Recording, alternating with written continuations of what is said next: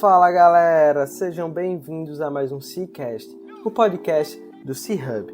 Eu sou Guilherme Oliveira, fundador e CEO do C-Hub Coworking e estamos aqui em mais um episódio do nosso podcast. Nós acreditamos que um ecossistema conectado, ativo e forte é o caminho para construirmos um ambiente de negócio que todo empreendedor deseja estar inserido. Compartilhando informações e experiências, esperamos estar ajudando a todos que estão nessa missão conosco. E toda semana trazemos aqui um empreendedor que está disposto a colaborar conosco nessa missão. Antes de darmos start à nossa entrevista, gostaria de fazer um pedido. Para nos ajudar a levar esse conteúdo e outros para mais e mais pessoas, tira um print da tela do seu celular e compartilhe nas suas redes sociais. E não esquece de marcar @CHubCoworking. Isso vai ajudar a gente demais a chegar no ouvido de mais e mais pessoas. Simbora para mais um episódio.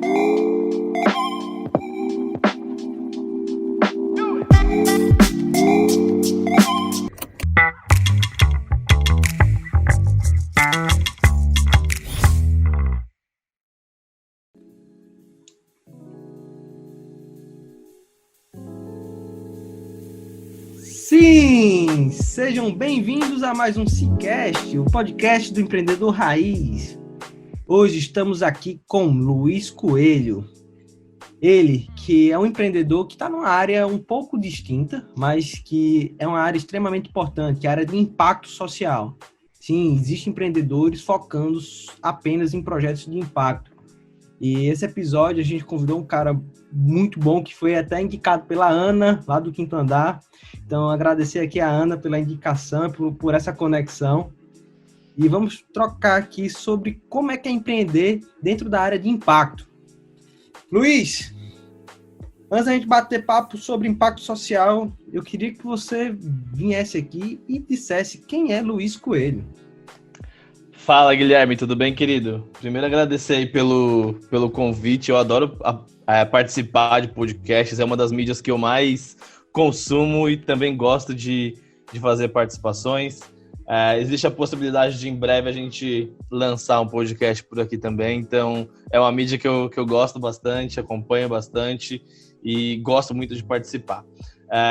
Antes de começar a falar sobre quem é o Luiz Coelho, eu queria só trazer duas coisas importantes aqui que você falou já na sua abertura, que eu acho que são bacanas para os empreendedores que estão nos escutando, que é sobre essa questão de ser um empreendedor, um podcast para empreendedores raiz, né? Eu gosto bastante desse termo, porque com a questão das redes sociais, a gente acabou tendo muitos empreendedores de palco, né? Empreendedores que muitas vezes não estão nem faturando, não estão construindo de fato um negócio, estão ali se chamando de empreendedores, estão buscando investimento sem vender, e aí acabam criando várias desconexões com o ecossistema de empreendedorismo real, né? Então eu gosto muito desse termo. E você falou sobre a conexão que a Ana fez, né? A indicação que ela fez para eu estar aqui hoje. E eu acho que essa questão da rede e das conexões para quem empreende é muito, muito, muito poderoso. E isso é muito forte na minha história. Então, falando da minha história, eu vou começar a contar rapidamente sobre quem sou eu e a gente vai aprofundando isso durante o nosso papo. Mas eu sou o Luiz Coelho, sou gosto de dizer que sou um cara aqui da periferia de São Paulo, sou um empreendedor social e eu criei o Empreende Aí tem uns 5 anos, principalmente porque, como eu disse, eu sou de periferia e a gente foi percebendo as fragilidades dos empreendedores de periferia quando queriam abrir um negócio. E essa discussão, há 5 anos atrás, era muito, muito escassa na periferia. Então, você tinha o Sebrae, mas com uma linguagem um pouco mais engessada. Você tinha a Endeavor, mas com uma linguagem totalmente fora da realidade desses empreendedores. E aí a gente foi construindo o Empreende Aí. Mas antes disso, eu tive outros empreendimentos, eu trabalhei como CLT e se fosse para definir em algumas palavras o que eu sou, eu diria curioso e inquieto, assim. Para mim, e acho que é a característica da maior parte dos empreendedores, né? Então eu sou um cara curioso, eu gosto de ler, gosto de estudar, gosto de aprofundar as paradas e eu sou um cara inquieto. Eu leio alguma coisa, se eu acho que aquilo faz sentido, eu já quero aplicar, e aí eu tento aplicar para depois continuar a leitura, e é um pouco de como eu vou aprendendo e vou fazendo as coisas por aqui. Então eu dei uma introdução aí meio não linear, mas esse sou eu. Não linear e com muita coisa na cabeça. Massa. Luiz, e você acabou dizendo que você foi CLT e começou a empreender. E o que é que foi que fez virar a chave para começar a empreender e a montar Empreende Aí? Bacana. Acho que eu vou tentar trazer algumas etapas, então, até a criação da Empreende Aí. Eu tive meu primeiro trampo de 15 para 16 anos e eu era empacotador no Pão de Açúcar. Eu empacotava a compra lá da galera de um bairro nobre aqui de São Paulo, né? E aí a gente empacotava as compras e ia ganhando umas caixinhas e tinha um salário lá também no fim do mês que era bem menor do que as caixinhas que a gente ganhava. Esse foi o primeiro trampo que eu fiz, foi de uns 20 dias, um mês ali, que era de final de ano. Bacana, no ano seguinte eu já arrumei um outro trabalho que era como aprendiz na Medial Saúde. Medial Saúde nem existe mais, ela foi comprada pela Amil, que já foi comprada por um outro grupo, e eu comecei ali como aprendiz de compras de medicamentos, equipamentos médicos e etc. Desculpa, medicamentos e itens médicos, não equipamentos. E eu fui crescendo ali dentro da Medial, até que ela foi comprada pela Amil, e ali quando eu já estava na Amil, eu já era comprador de material especial de cirurgia. Eu tinha uns 20 anos na época, e aí fazia compra lá de uns materiais para cirurgias de todos os hospitais da Amil e rede credenciada muitas vezes. Em paralelo a isso, quando eu estava fazendo 18 anos, eu consegui uma bolsa pelo ProUni e comecei a estudar administração. Mas, cara, na Amil, tinha uma coisa que era bacana até onde tinha desafio. Depois que eu vi que para crescer dali para frente, eu teria que ficar muito mais tempo fazendo a mesma coisa, teria pouco espaço para criar alguma coisa bacana, e era uma empresa que eu considerava um pouco mais engessada. Eu comecei pegando um desgosto ali por aquilo, e tinha uma coisa que para mim era muito importante, que eu saía de casa às 6 da manhã, entrava num fretado, ia para Alphaville, que é uma outra cidade próxima aqui, que é onde é a sede da Amil até hoje, e aí basicamente entrava no prédio, saía, entrava no fretado e ia para a faculdade. Eu basicamente não via o sol, porque o refeitório também era dentro do prédio e tal, e isso para mim era uma questão muito, muito forte. Eu começava a me sentir cada vez mais preso. Eu pedi demissão da Amil em algum momento por causa de toda esse desejo de fazer alguma outra coisa, e nesse meio tempo eu criei nesse meio tempo eu fui buscando outras formas ali de me manter e tal, e depois eu consegui um emprego em uma empresa familiar onde eu era comprador ainda, e eu comprava itens de jardinagem e paisagismo. E aí, em paralelo com essa empresa de jardinagem e paisagismo, eu abri minha primeira empresa, que foi uma loja de roupa feminina. Nessa empresa que eu comecei a minha jornada empreendedora. Eu sempre tive muita vontade, muito desejo de empreender, e aí que eu comecei a fazer as primeiras merdas, né? Porque quando você só tá na vontade, no desejo, e você ainda, como estudante de administração, que já tinha ali uma carreira em compras e tal, eu falei, putz, aqui eu vou nadar de braçada, vai ser super fácil. E aí eu fui fazendo várias coisas erradas, que eu posso aprofundar agora ou depois, e que levaram a fechar a loja, né? E em paralelo também fui demitido do outro trabalho que eu tinha. Então foi um período que eu fiquei muito ferrado financeiramente falando. Então eu fiquei devendo mais de 30 mil reais por causa da loja.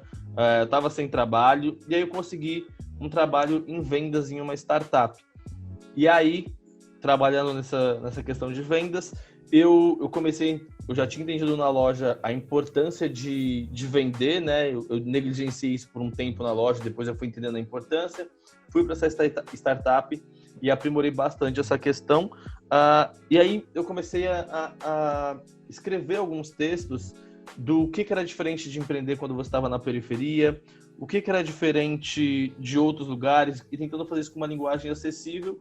E aí eu criei contando também por que eu quebrei, né? Tentando trazer uma visão mais realista, quase que pessimista ali sobre o que é empreender, que é esse empreendedorismo real, né? Que a gente estava falando no começo.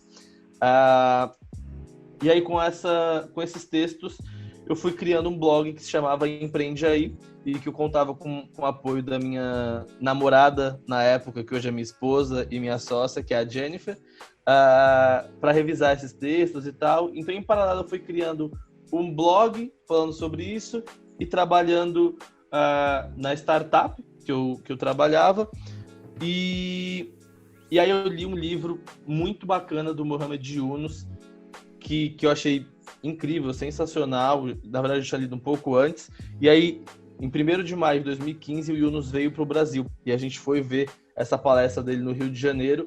E aí foi, acho que, o grande ponto de virada de chave, assim. Quando a gente falou, putz, o Empreende Aí tem que ser uma coisa maior. Ele, acho que em vez de ser só um blog, ele pode começar a virar cursos. E que sejam para a galera da periferia empreender melhor, empreender com mais qualidade e gerar mais grana. E ali que nasce o Empreende Aí, com esse objetivo de negócios de impacto social. Depois dessa palestra do Yunus, a gente foi muito tocado, muito sensibilizado, e a gente virou a chave, e aí começamos essa jornada do Empreende Aí, que já tem mais de 5 anos. Irado, cara. E esse livro do Muhammad Yunus, imagino que seja O Banqueiro dos Pobres, né? E foi um livro também que me tocou muito. Eu li esse livro há uns 2 anos atrás. Assim que eu saí da Califórnia, cara, que eu fui lá fazer um programa de executivos, aí um amigo meu, o Felipe da Flourish, ele acabou me emprestando esse livro. Boa. E, cara, me tocou muito. E é muito legal o modelo que ele implementa lá, que é na Paquistão, se eu não me engano. Bangladesh, isso. E aí, cara, aí você começa a fazer cursos para empreendedores da periferia.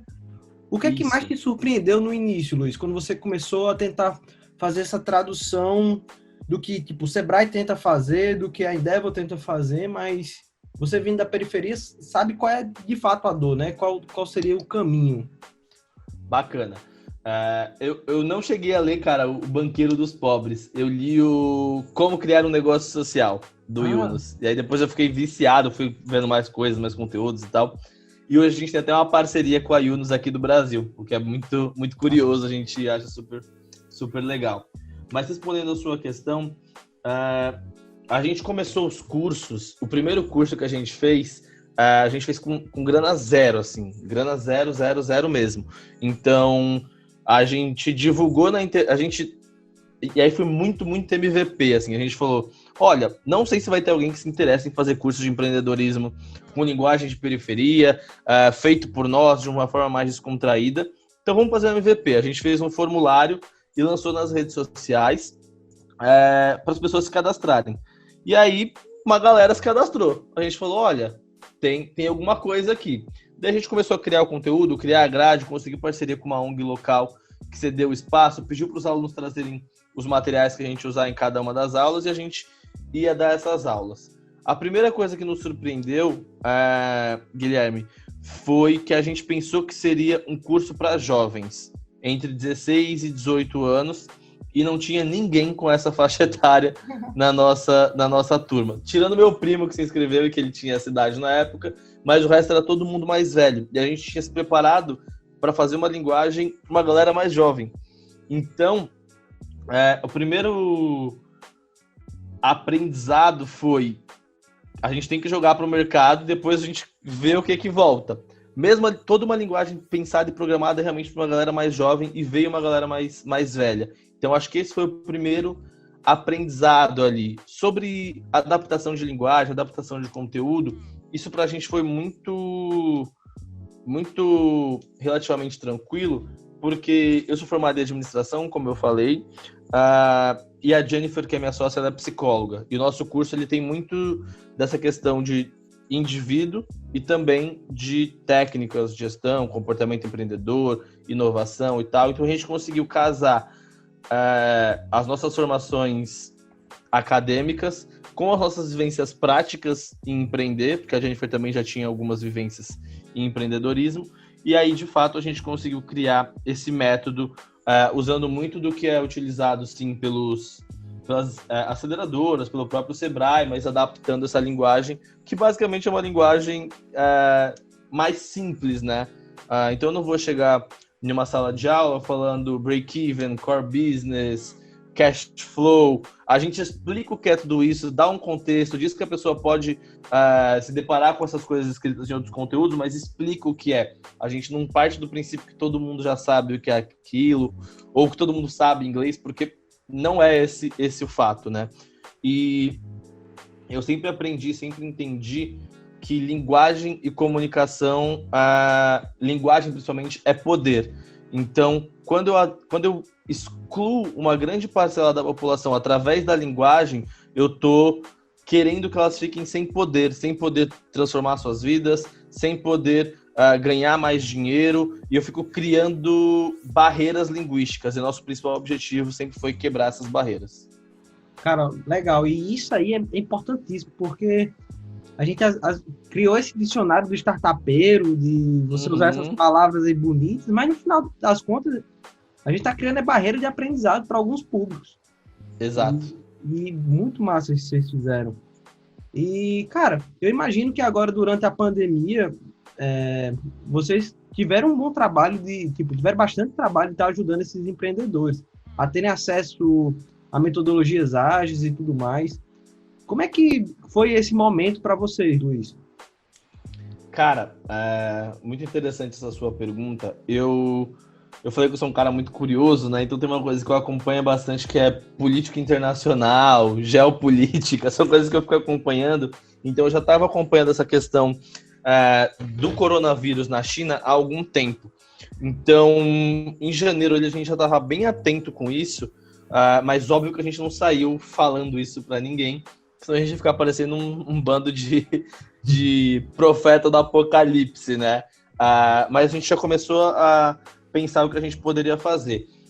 Nessa primeira análise que a gente fez, foi que os empreendedores ficariam sem dinheiro, basicamente, para conseguir fazer suas atividades, até para se sustentar, visto que a gente está falando de pequenos empreendedores e que não tem um capital de giro, né, para os seus negócios. Eles basicamente vendem hoje para comprar as coisas para girar o seu negócio amanhã e até para comprar as coisas de casa mesmo, comida e etc.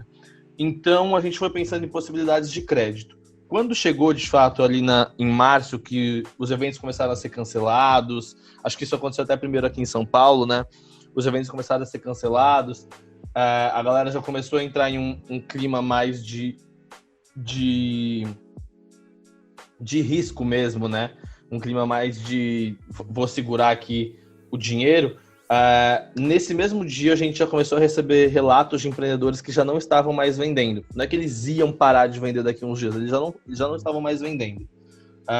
Com isso, e aí para dar uma resumida no que a gente fez, a gente juntou alguns parceiros, então, a Empreende Aí, o Impact Hub, a Firgum e o Desabafo Social, e criamos um fundo chamado Fundo Periferia Empreendedora, onde a gente captou contribuições de pessoas físicas, institutos e fundações e transformou isso em microcrédito para os empreendedores. Então, microcrédito entre 500 e 3 mil reais, ou seja, dinheiro na mão do empreendedor, né, no momento ali que ele precisa, com 120 dias de carência e com uma política de juros zero. Se o empreendedor pagar em dia, ele não tem juros sobre esse crédito, ele tem 20 meses para poder pagar esse recurso.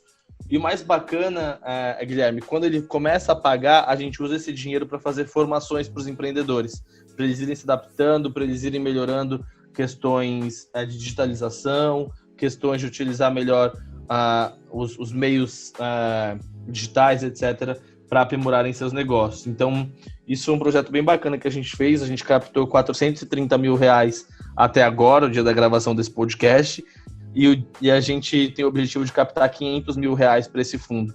Então, essa foi uma das ações que a gente fez, e a gente também precisou remodelar todos os contratos que a gente tinha de cursos, acelerações e etc., para um modelo online, né? Então, a gente teve um um bom trabalho aí, tá tendo ainda bastante trabalho por causa dessa questão da pandemia. Então, eu via uma galera falando, com essa questão da pandemia eu fiquei mais ocioso, eu fiquei com mais tempo livre, tô fazendo isso ou aquilo.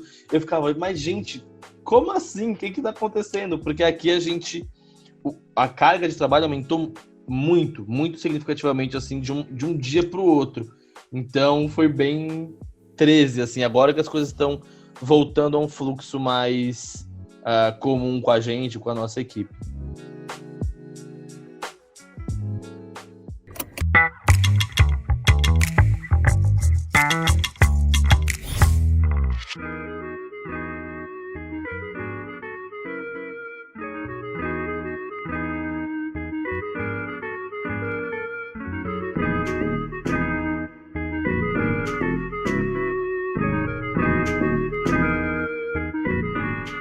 Massa demais.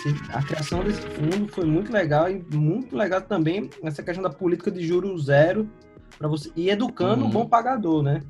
E Luiz, Exato. Como é que faz para o pessoal querer ajudar a vocês a chegar nessa meta dos R$500 mil? E eu queria saber se esse fundo vai ficar fixo, se vocês vão estar sempre captando e para ajudar esses empreendedores nessa política de microcrédito que é importantíssimo para o desenvolvimento de qualquer sociedade. Então, perfeito. Para quem leu O Banqueiro dos Pobres, eu não tive a oportunidade de ler o outro livro, Luiz, que você citou, mas a gente vê como o microcrédito ele é importante para o desenvolvimento de qualquer sociedade. Então, parabéns demais aí por esse trabalho da criação desse fundo. E conta aí pra gente como é que a gente pode estar ajudando. Bacana. Eu vou fazer o seguinte, vou pedir para você deixar um link na descrição do podcast, nas divulgações. A pessoa já vai cair direto na nossa landing page. E aí tem lá, quero pegar crédito, eu quero contribuir. A pessoa pode contribuir com qualquer valor que ela quiser, literalmente, qualquer valor. E se algum empreendedor que estiver ouvindo precisar de crédito e se enquadrar nesse perfil, também pode solicitar crédito ou podem divulgar para outros empreendedores, porque o fundo ele é nacional, né? Ele tem apoio de empresas que são nacionais, então a gente está realmente distribuindo esse crédito pelo país inteiro. Tinha uma outra pergunta? Eu esqueci. Não, você respondeu, era basicamente essa Bacana. Pelo link, né? Então, beleza, vamos estar divulgando aqui e vamos estar conectando o ecossistema da gente com o fundo que o Empreende Aí ajudou a montar. Perfeito. Cara, e como é que funcionou essa questão de buscar relacionamento lá no início com os parceiros? Porque a gente sabe que empreender na área de impacto não é algo fácil, porque às vezes você conseguir ali vender, não é porque você empreende dentro da área de impacto que não tem que gerar receita, nem nada disso, longe disso, tem que gerar, ter um resultado positivo é importante, senão o negócio não anda. E como é que foi lá no início, buscar parceiros? Vocês conseguiram ter algum alinhamento com o setor privado, com o governo? Eu sei que você falou que conseguiu uma parceria com a ONG do Yunus, mas como é que foi esse início? Bacana. A parceria que a gente desenvolveu com a organização do Yunus aqui no Brasil foi no ano passado, retrasado, então é mais recente. Acho que você falou uma coisa importantíssima, Guilherme, importantíssima para qualquer empreendedor, seja da área de impacto ou não, que precisa vender, né? Se não vende, não tem negócio. Aqui bom tem que vender sorvete, senão eles não têm um negócio. A gente aqui precisa vender os nossos cursos, senão também não tem, o negócio não anda, né? Eu costumo dizer que quem não quer aprender a vender tem que saber que o sonho de ter um negócio nunca vai parar de pé, porque o negócio ele tem que vender no fim do dia. E aproveito para falar sobre a questão das conexões que eu tinha falado lá no início da Ana, né? Inclusive, uma coisa curiosa, eu fui com a gente foi com o grupo da Ana para essa viagem que eu falei para o Rio de Janeiro, né? Então a Ana era uma das pessoas que eu conheci nessa viagem que a gente conheceu o Yunus, para a gente ver como é que essas conexões são importantes. Mas voltando aqui, eu sempre deixo uma ressalva muito grande quando a gente fala de conexão e de empreender na periferia. Então, se você me permite, eu vou usar o seu exemplo, mas você comentou comigo no começo do episódio que você vem de uma empresa familiar e tal. É isso, né? Exato. Então, provavelmente você já nasceu com muito mais relações comerciais e contatos do que quem nasce nas periferias do país ou da cidade. Então, esse é meu caso, por exemplo. Eu tive que fazer um esforço muito grande de investimento de grana e de tempo para ir em eventos, para me conectar com a galera que estava fazendo alguma coisa parecida com a gente, muitas e muitas horas de pesquisa em redes sociais, internet, blogs, fóruns, tudo que tivesse uma relação com empresas privadas ou com o governo, de alguma forma que estivesse apoiando ali o empreendedorismo nas periferias.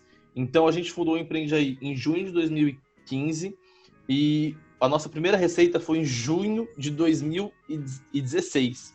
Então a gente ficou um ano buscando qual seria o melhor modelo de receita, tentando vender. E a nossa primeira receita foi através de um edital da prefeitura aqui de São Paulo. E aí a gente foi começando a aprender e engatar um ritmo onde a gente tem basicamente 2 modelos de receita, né?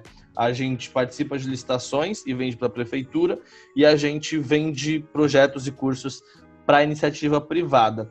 Então, foi muito complexo no começo conseguir entrar nesse ecossistema, conseguir entrar para falar com as fundações, para falar com os institutos, porque, a gente tinha uma ideia boa, mas ninguém tinha apoiado ainda, não tinha execução, e a gente foi conseguindo algumas parcerias que eram importantes. Então eu lembro que na época a gente conseguiu, por exemplo, uma parceria com a Localweb, que fornecia gratuitamente os serviços deles para os nossos empreendedores.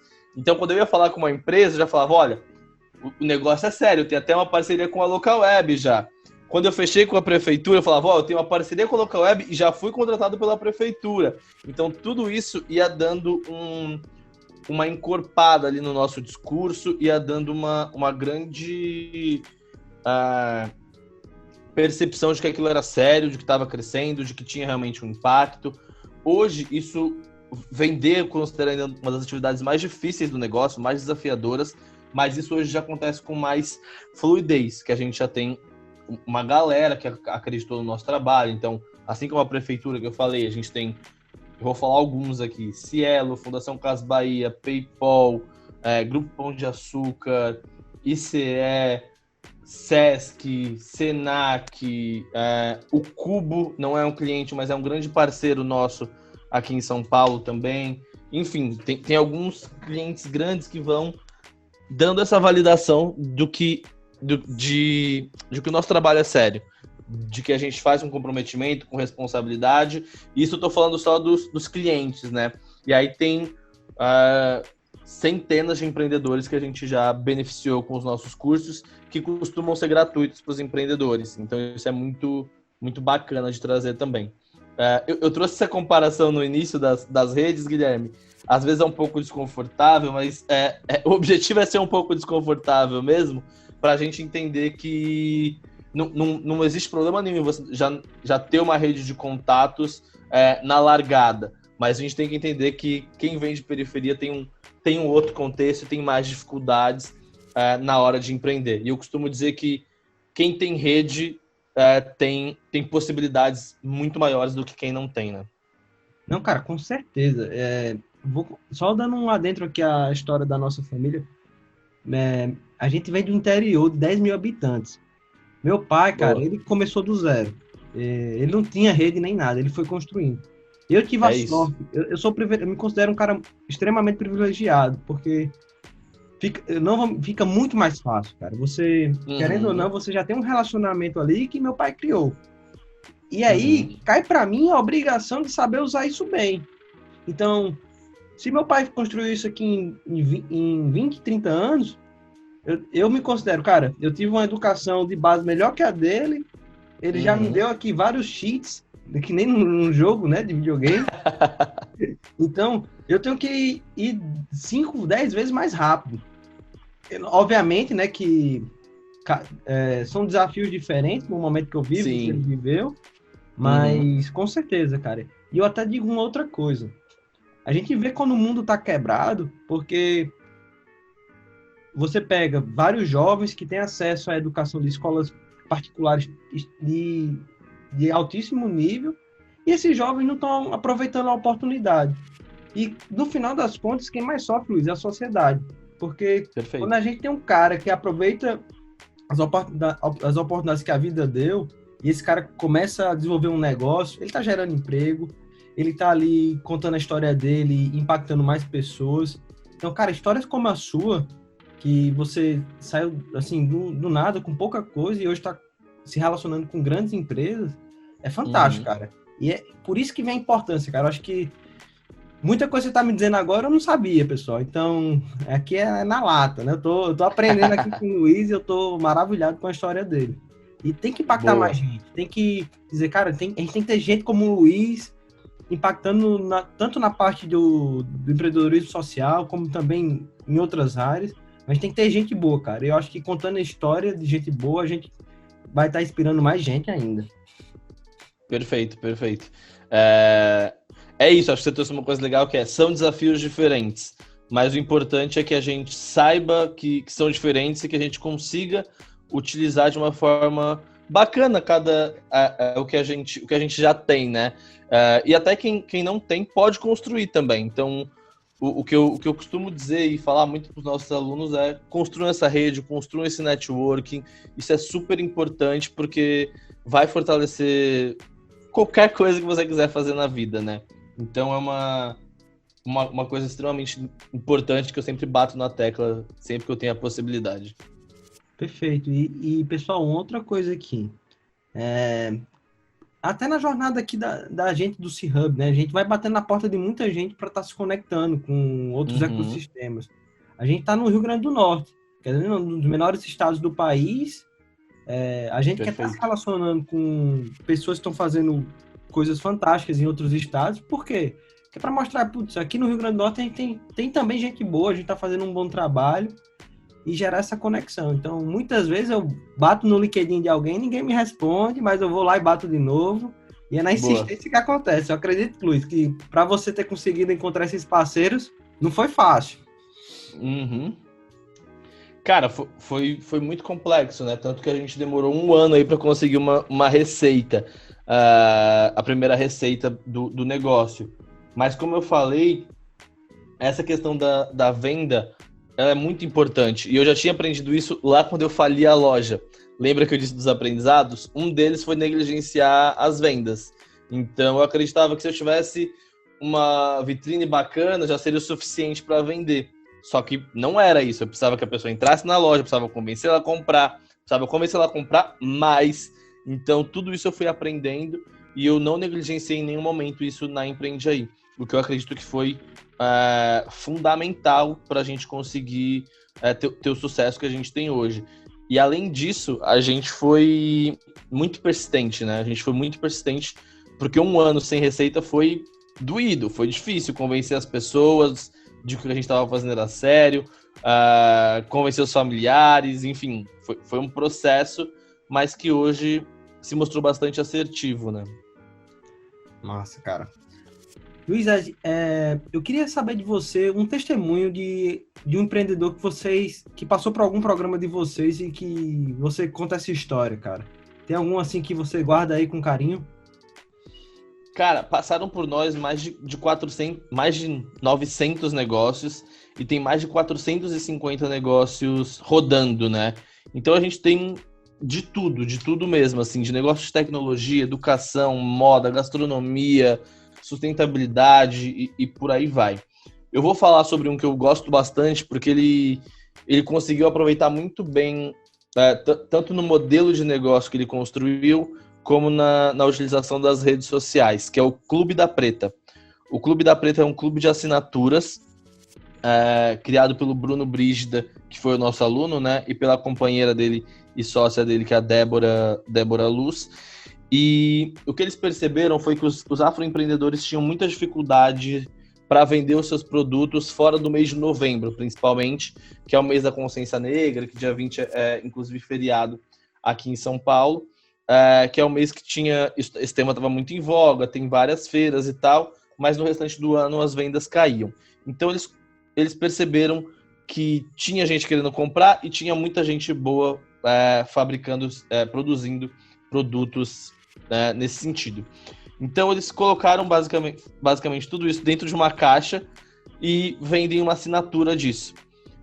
Então, eles têm um negócio, tem um modelo de assinatura que é bom para os afroempreendedores e que é bom para o cliente, que recebe todos os meses produtos que tem uma curadoria feita de fato para cada cliente. Então, quando você entra lá para comprar a assinatura deles, eles vão perguntar tamanho, qual cor que você gosta, quais itens você gostaria de receber, e todos os meses recebe um box personalizado. E hoje também já tem livro, eles já estão construindo outros modelos de receita, vendendo essa expertise de clube de assinatura que eles criaram para outras empresas. Então, é um modelo que eu gosto bastante, é um negócio que cresce muito e que eu gosto muito do propósito deles também. Massa, legal. Legal esse modelo, cara. E são empreendedores da periferia, correto? Perfeito. Massa. Luiz, a gente está caminhando aqui para o final e a gente está criando esse quadro. Vai ser o segundo episódio onde a gente joga umas perguntas, você volta para a gente rápido, beleza? Boa. Mestre, qual é o erro na tua jornada empreendedora que você guarda com o maior carinho? Aquele erro que ajudou bastante na tua formação e que você acha que não estaria com a maturidade correta se você não tivesse cometido ele? Legal.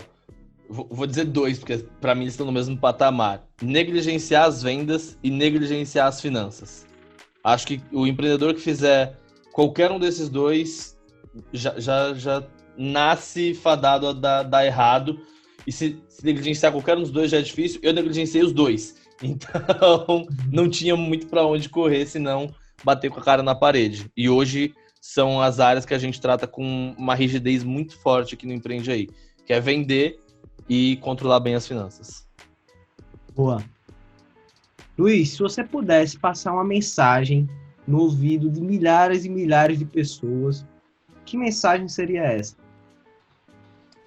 Olha, a mensagem que eu gosto de deixar é: empreendam. Acho que a gente está caminhando para um mundo onde a CLT está cada vez mais fragilizada, onde os modelos trabalhistas do passado estão cada vez mais fragilizados, e eu acredito que se você quer, de fato, realizar os seus sonhos, objetivos e perspectivas financeiras, empreender é um caminho muito interessante. E não estou falando de criar um negócio gigantesco. Às vezes, empreender com mais 1, 2 pessoas, para você trabalhar com alguma coisa que você gosta e poder colocar sua criatividade, poder colocar seu espírito empreendedor ou artístico para fora. Então, acho que essa é a minha mensagem. Boa. E a última pergunta: que livro você leu e mais impactou na tua vida, Luiz? E você recomenda aí pra galera? Cara, essa pergunta pra mim ela é cruel, porque eu gosto muito de ler. Então acho que tem algumas leituras para algumas fases, assim. Eu, desde pequeno, sempre li, por exemplo, Harry Potter, e que eu acho que ensina várias coisas sobre sociedade geral, né? Não de sócios, mas sobre sociedade, sobre lealdade, sobre companheirismo, sobre liderança, sobre habilidades complementares. Mas óbvio que não é isso que eu estou indicando, mas é um livro, é uma série de livros que eu gosto muito, que transformou assim, a minha vida empreendedora. Eu acredito que foi o Como Criar um Negócio Social, do Mohamed Yunus, que começou a me abrir os olhos para essa questão do empreendedorismo social. E acho que em cada fase que a gente está da vida ou do negócio, a gente vai tendo uma leitura que é muito bacana. Então eu vou deixar aqui essa indicação do Como Criar um Negócio Social, e queria deixar mais 2. Uma que não tem nada a ver com empreendedorismo, mas tem a ver com um tema que eu adoro, que é geografia, que é Prisioneiros da Geografia, e ele mostra um pouco como cada país tem algumas condições mais favoráveis ou mais desfavoráveis em um cenário geopolítico. Eu gosto muito desse livro. E um outro que chama Os 4, que é do professor Scott Galloway, que é um livro sensacional, que ele fala sobre as 4 maiores empresas de tecnologia, que é o Google, a Amazon, o Facebook e a Apple. E o que a gente pode aprender com essas empresas e como que elas são muitas vezes muito lisas, muito cruéis assim, em alguns aspectos, e para a gente ficar esperto também com alguns pontos. Ele mostra essas empresas de uma forma bem crítica. Então, desculpa não ter conseguido indicar um livro só, mas acho que esses três são 3 livros que eu adoro. Longe disso, meu amigo. Eu que vou ficar te devendo, cara. Você deu mais do que eu pedi. Cara, obrigado de coração por ter aceitado o convite. É muito bom ter batido esse papo contigo. Aprendi demais, cara. Acho que você deixou aqui vários aprendizados para quem quer empreender na área de impacto social. E parabenizar, bicho. Você está fazendo um trabalho lindo, cara. Esse trabalho do fundo aí, muito bom. Agora, internamente, você já jogou uma missão pra gente. Já que apontar para a Xanda, que cuida da nossa comunicação. A gente fazer vários tipos de apoio. E eu, dentro da minha rede, também vou estar já acionando para a gente ajudar a bater essa meta aí dos 500 mil logo, logo. Pô, obrigado, vamos junto. E é isso que é o legal do empreendedorismo social. Ele mobiliza, ele traz gente para perto, ele vai movimentando essas redes. Obrigado pelo convite. E se precisar de mim para uma próxima, conte comigo também. E tamo junto.